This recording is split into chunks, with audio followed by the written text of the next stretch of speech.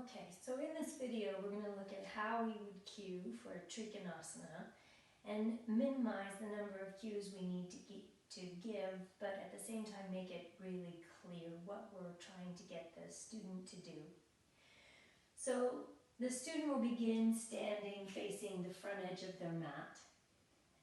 The cue would be, now step back with your left foot, planting the foot 2 to 3 feet behind you, and the front knee could be slightly bent. Inhale, let's bring the arms up to shoulder height. Now as you exhale, powerfully draw the navel into the back body and tilting the pelvis back, reach forward over the front leg as far as you can. Let's inhale, expand the chest, lengthen through the crown and come back up. And repeat it. We're going to bend the right knee slightly as we exhale, powerfully drawing the navel in and reaching forward. And when you've reached as far as you can, just let that front arm lower and the back arm will go up toward the ceiling. Inhale, lengthen both side bodies as the head moves toward the front of your mat. And as you exhale, powerfully draw the navel in and spin the navel toward the ceiling.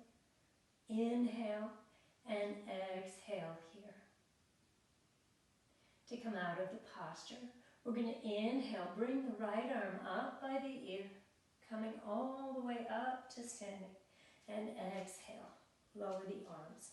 And at that point you could have them pivot, the feet do the same thing on the other side, or coming back to the front of the mat and stepping back with the opposite foot.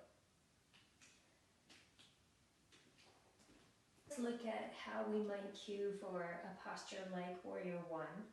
Often we come into Warrior One from Downward Dog, so we'll start in Downward Dog.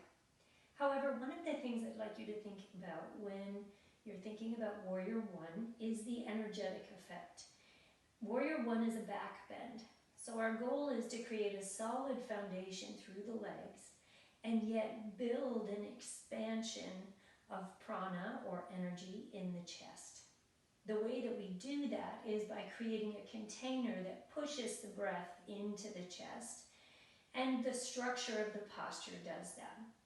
So with our legs back in Warrior One and the hips forward, it's important to draw the navel in and lift through the low ribs and then expand and open through the front of the chest. So we're going to cue for those things. So coming into Downward Dog, from here, draw the navel in powerfully to the back body. Bring the top of the thigh toward the chest. Lift the hand slightly so you can place the foot behind the hand. The back foot powerfully anchors in and draw the navel into the back body as you inhale. Breath into the lungs and lift the chest away from the thighs. Exhale here, creating a solid foundation through the legs. Navel draws back powerfully to protect the low back. Inhale, lift and lengthen the side bodies. Fill the chest with breath and open the collarbones, drawing the shoulder blades down the back. Inhale, expand and lift. Exhale, navel draws powerfully back. Inhale, broaden and expand. Exhale, navel stays engaged in the back body. To come out of the posture, we'll exhale long through the spine, coming forward, plant the hands, and step the foot back into Downward Dog. Take a look at cueing for a standing forward fold.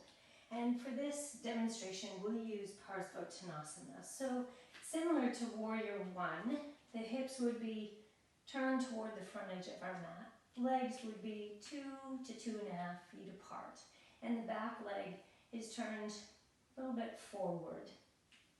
You can place the right hand on the back body and inhale. Take the left arm up toward the ceiling. Now the goal of this posture is a forward fold.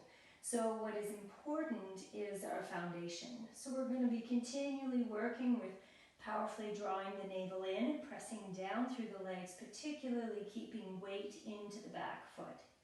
So as you inhale and lengthen up, expands, and then exhale, we powerfully draw the navel in, and let's fold halfway initially. Then inhale, lengthening forward. Exhale, squeeze the navel into the back body. Inhale, as you lengthen, you allow that breath to bring you back up to standing. Now, I'm quite flexible, but for some people, this is quite an intense stretch. So, in the hamstring of the right leg. So it can be helpful to bend the right knee. Inhale, lengthening up forward, and exhale, fold. They can often get a much longer spine in both front and back body, and fold in a little bit deeper. Inhale, lengthening. Navel powerfully draws in and creates strength in the back leg. As you exhale here, you could place the hand on the floor and rotate into a twist. Inhale, coming out of the twist and lengthening the spine. Exhale, navel draws toward the ceiling, deepening the twist. Inhale out a little bit.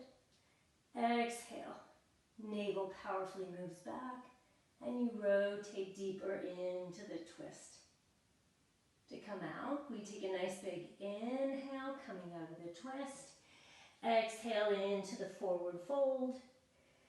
And then inhale, lengthening the side bodies, coming all the way up to standing.